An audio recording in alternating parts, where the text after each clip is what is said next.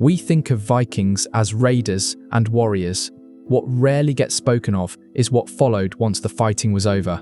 When the clash of axes stopped and the shield walls shattered, that's when the true nightmare began. Not for the men left lifeless on the ground, their pain had ended. It was their wives, their daughters, every woman who survived the raid who faced something far worse. What the Vikings inflicted on them made death seem merciful. You believe you understand Viking cruelty. The sagas barely dare to hint at what came next. If you're interested in documented history from the Viking and Norse period, make sure to subscribe. It helps us continue this work. Let us know in the comments which city you're watching from.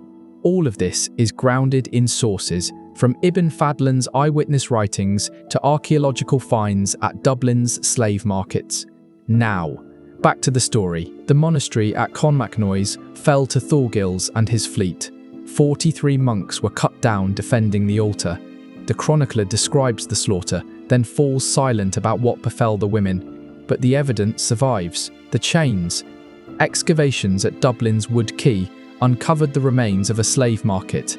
Iron shackles fitted for women's wrists, ankle rings small enough for children, and storage buildings meant for human cargo. Dublin's Norsemen didn't just plunder gold and silver, they plundered bodies. A captured wife became a commodity, not a person.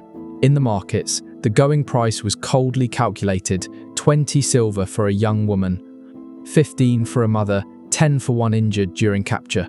These figures are carved into runic inscriptions in Schleswig, receipts in stone. Yet being sold was sometimes the best possible fate. In 862, the Vikings stormed the settlement of Portmarnock. The Irish annals record 47 warriors killed, but nothing about the 53 women seized in the longhouses. Soil tests from nearby bogs fill in the silence. 23 female bodies, all showing deliberate violence. None of these deaths were chaotic. The wounds followed patterns: skulls fractured from behind, forearms shattered from defense, ribs broken by prolonged assault. These weren't battle casualties. These were executions, carried out days after the raid, after decisions had been made. The pattern repeats. In 871, the great heathen army captured Reading. Chroniclers note King Ethelred's defeat, but omit the royal women's fate. Excavations at the old Saxon palace reveal stones stained with iron oxide, blood residue, enough for dozens of deaths. Norse war culture had laws, strict ones. A slain warrior's wife became the lawful property of his killer, not as a servant, but as a forced wife. The old Norse word was kona, owned woman. Property that breathes. Icelandic law codes spell out the ritual. The captor declared ownership before witnesses. The woman had no choice, no voice, no escape. The marriage was legal. Any children born were legitimate. The assault was not just tolerated, it was written into law. The Gragas law codes were explicit. The claim had to be made within 3 days of capture, or rivals could contest it. Women were fought over like livestock, and forced marriage wasn't even the worst fate. In 878, Norse raiders destroyed the monastery at Bangor. The annals record its annihilation, but not the ritual that followed. Burn layers at similar sites tell the truth. Bone fragments from women arranged in deliberate patterns. Norse funerary rites demanded sacrifice. When a warrior died, so did his horses, his weapons, his women. Ibn Fadlan describes such a scene on the Volga in 921, the ritual rape and killing of a slave girl at her master's funeral. Archaeology confirms it wasn't an isolated event. Boat burials across Scandinavia contain female skeletons with strangulation marks, drug traces in teeth, evidence of being subdued with henbane before death. They went to the pyre, dazed, hallucinating, compliant. Perhaps that dulled the terror, or perhaps it was worse. By 907, the Great Army wintered at Thetford. Chronicles mention cattle stolen and churches burned, nothing of what happened inside the camp. The rubbish heaps speak instead. Infant bones, dozens of them, bearing blunt force trauma. Not stillbirths, murders. Viking law was clear. If the mother was a slave, the child was a slave. If the child couldn't work, the child was killed. Brutal economics. The Domesday Book later records the practice still alive under the Normans.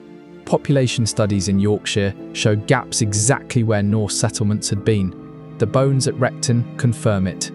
The Great Army's camp of 873-874 contained 249 skeletons. Only 63 were women. Women don't vanish unless they are carried away.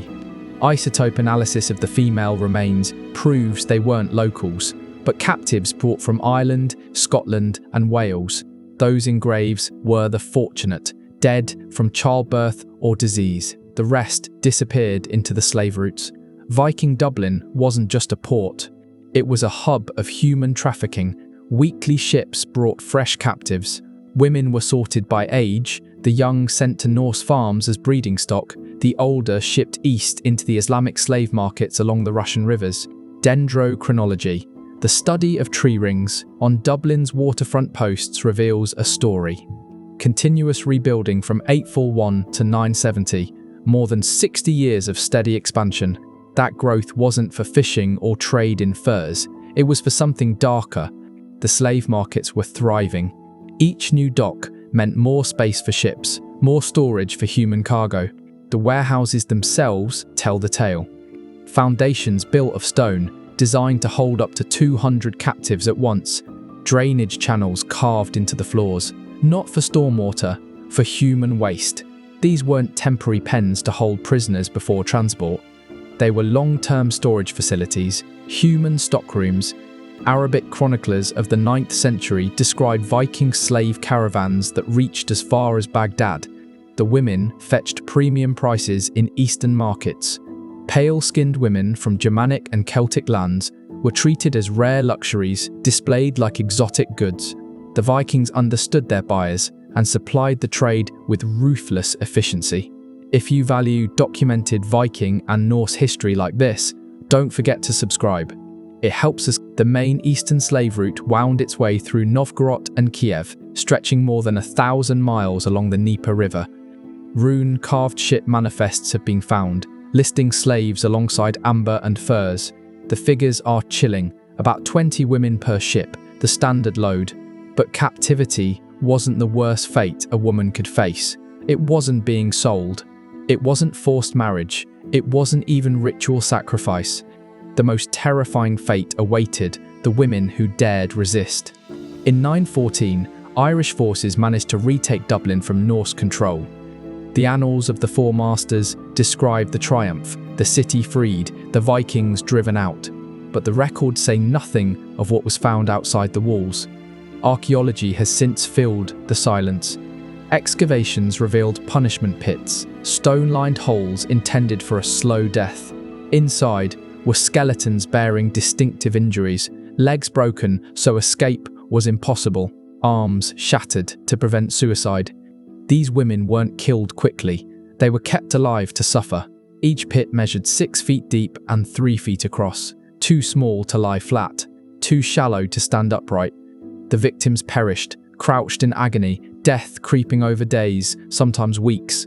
Viking law codes confirm the punishment. Any slave woman who harmed or killed her master was to be buried alive. But it was never a swift burial. The pit was shallow enough to allow air, but too deep to escape.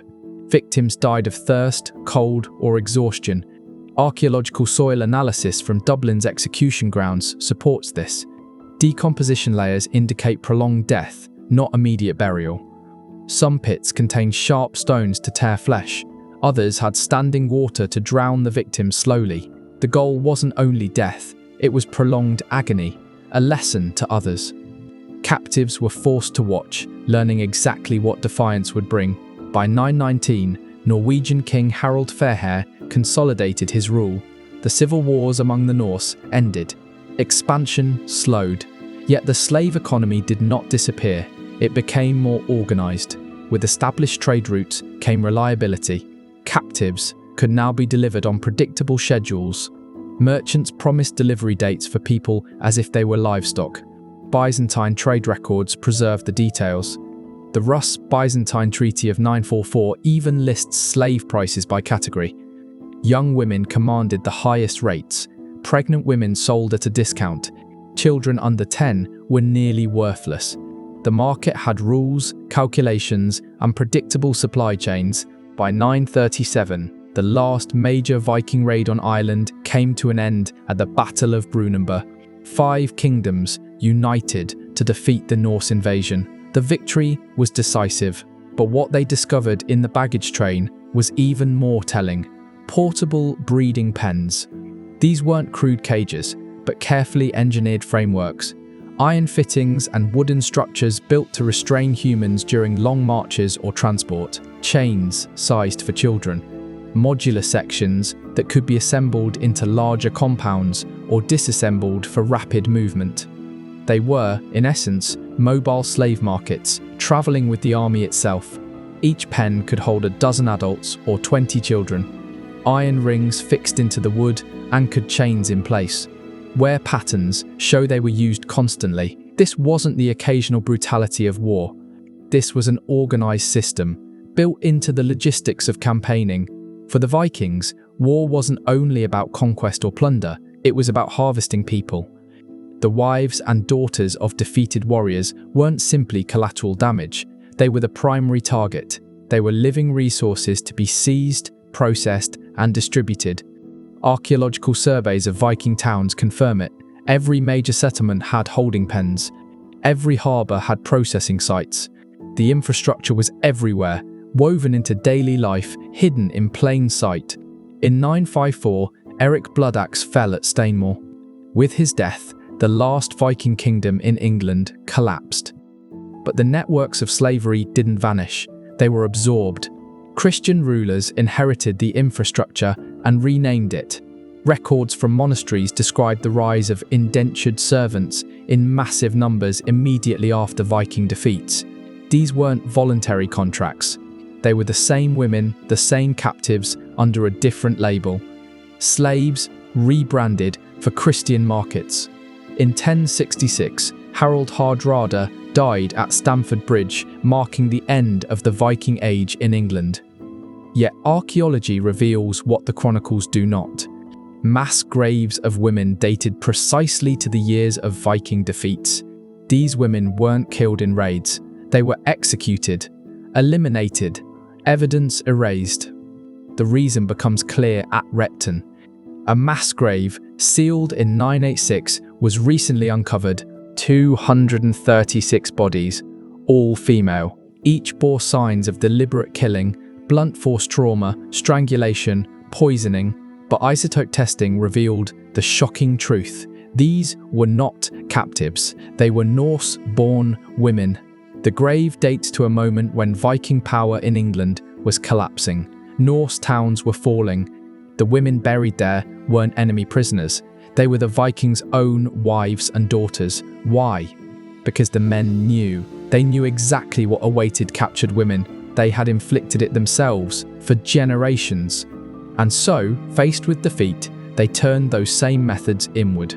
They killed their own families before they could be taken. Soil cores from the Repton site show the killings were drawn out, occurring over several days. This was not a panicked massacre. It was organized extermination. Fathers ending the lives of their daughters, husbands executing their wives. A grim mirror of the terror they had once unleashed on others. The chronicles are silent. The sagas do not mention it. But the bones testify. One final detail makes it unforgettable. Carved into one of the skulls was a runic inscription. 3 words, written in Old Norse. "I'm better this way." During that mass execution, someone paused to carve a message into bone. A justification. Even in the middle of slaughter, they needed to believe they were right. The skull belonged to a girl, no older than 12 or 14. Isotope analysis proves she was born in Norway, carried to England as a child, and killed by her own people to prevent capture. The carving was done after death, as if to explain to her, or themselves, why it happened. The reality is this: Viking sexual violence wasn't random, and it wasn't only about raids. It was embedded into their legal system. The Gragas codes from Iceland spell it out. A man claiming a woman had to make the announcement publicly, with at least 3 witnesses present. Her resistance didn't matter. Her consent didn't matter. If she took her own life to escape, the captor could legally demand compensation from her family. suicide, wasn't seen as escape. It was theft of property. The fine was 40 silver marks. To put that in perspective, that was more than most free men could earn in an entire year. By 978, King Ethelred came to the throne of England. His very first decree dealt with Viking slave trading, not to ban it, to tax it. Customs records from London show duties collected on human cargo: 5 silver pieces for a woman, 2 for a child. The English weren't horrified by what the Norse were doing. They envied their profits and wanted a share. Maritime archaeology gives us more detail. Wrecks pulled from the North Sea show specially designed holds, ventilation shafts for air, water stores for weeks of sailing, reinforced compartments built not for cargo but for people. These weren't improvised slave ships, they were purpose-built. The largest found so far could carry 80 captives below deck. Timber dating puts its construction around 912. Burn marks show it went down at sea. 80 women chained inside died with it, and yet some women refused to remain victims. Some fought back. In 923, Frankish records mention a woman named Gunhild. She was a freed Norse captive who turned the raiders' own methods against them. She knew their tactics, their weak points, their fears.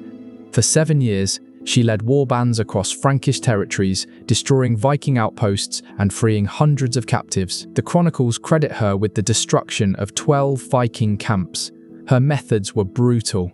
Surprise attacks, no prisoners, no mercy. Her last recorded raid targeted the slave market at Rouen. Contemporary accounts describe the systematic execution of every trader she found there. 47 Viking men died. The punishment was always the same: castration first, then death by blood loss. After 930, Gunhild vanishes from the written record. But burn layers found in Viking sites along the Seine date from this exact period. Someone was hunting Vikings. Someone who knew precisely how to break them. The practice of seizing defeated women didn't end with the Vikings. It spread. Norman chronicles from the 11th century described the same custom in conquered England. When William's knights received land grants, the chattels listed included not just livestock and grain, but women. The Domesday Book records it plainly. Female dependents tallied alongside cattle and ploughs. Women were entered as property, valuable but replaceable. Archaeological evidence from Norman castles shows how that system functioned. Courtyards often contained holding cells designed for women alone, stone walls, iron doors, no windows. Some could contain 30 captives at once. Bones found in castle refuse heaps tell the rest of the story. Infant mortality rates close to 100%. These weren't accidents of neglect. This was deliberate policy. The children born of forced unions carried evidence of rape. They carried liability, and so they were eliminated. 1066 brought the Norman conquest. Harold Godwinson fell at Hastings, and England changed hands. But the new rulers followed the same patterns the Vikings had established. Saxon women were systematically captured and married off to Norman knights. Marriage was the legal framework that turned rape into legitimacy. Chroniclers of the time described it as civilizing the Saxon bloodline. Modern terms would call it something else entirely: ethnic cleansing through sexual violence. Medieval marriage contracts show the economics. Saxon heiresses commanded high prices, not because of love or family alliances, but because their lands could be absorbed into Norman control. Women's consent had no bearing. Their bodies were a tool of property transfer. Church records tell of the resistance. Some women refused and chose death. Others fled to convents. The number of nuns in England tripled in the decade after Hastings. Noble women's suicide rates soared. The church canonized many of them as martyrs. The state listed them as losses of property. The most damning proof comes not from chronicles, but from science. Genetic studies of modern populations reveal patterns that align exactly with the roots of Viking slaving and Norman conquest. Mitochondrial DNA, passed from mothers to children, tells the story. Celtic and Saxon female lines appear inside Scandinavian gene pools starting in the 9th century. This wasn't cultural exchange. It wasn't migration. It was rape, repeated across generations on an industrial scale. In Iceland today, around 60% of female ancestry traces back to Celtic women taken as captives. In Norway, about 40% traces to women from the British Isles. Behind those percentages are thousands of lives, thousands of women taken, pregnancies forced, children born who never knew their mother's true name. The scope was massive, the system was deliberate, and while chronicles omitted the evidence, bones and DNA preserved the truth. But archaeology continues to unearth even darker layers. At Jorvik, modern York, a new discovery shocked historians. Excavations uncovered the remains of a building dated to around 876. Inside were 64 individual cells, chains bolted into the stone walls. Soil analysis shows the site was occupied for 40 years. This wasn't a prison. It was a breeding facility. The bones tell the story. Hundreds of women cycled through those cells, all showing signs of repeated pregnancies, all discarded when no longer able to bear children. The building stood in the very centre of York. Not hidden, not secret, everyone knew. Church records confirm it. Baptismal rolls list 732 births from that site. Only 12 children survived past the age of 5, the rest vanished. The church labelled them foundlings of unknown parentage, then sold them into servitude. The profits went directly to church construction projects. Medieval account books from York Minster even list regular payments to the facility's operators. Not bribes, not charity, contracted fees for services. The church wasn't just aware, it was a partner. This pattern was everywhere, in Norse territories, in Norman settlements. Every major town had similar structures. Every church kept similar records. The network was thorough. The profits were immense. The suffering was beyond description. And at Repton, in that infamous grave of Norse women, new soil core analysis has revealed one final horror. The grave wasn't from a single massacre. Deeper layers show multiple episodes of burial over half a century. This wasn't one desperate elimination. It was repeated, systematic, an ongoing policy of erasing women, their bodies, their voices, their very existence. Generation after generation, Viking women were silenced, not by chains alone, but by poison. Bone analysis shows mercury compounds administered slowly, driving them into madness before death. A madwoman's testimony carried no weight, erasing their voices forever. Excavations at Repton reveal mother-child burials, families executed together to ensure no witnesses survived. These weren't random killings, they were targeted eliminations. Women who had seen too much, women who knew the machinery of captivity from the inside. And among the skulls, one bore a final inscription in Old Norse, "Better this way." A last justification, carved by hands that knew exactly what awaited captured wives,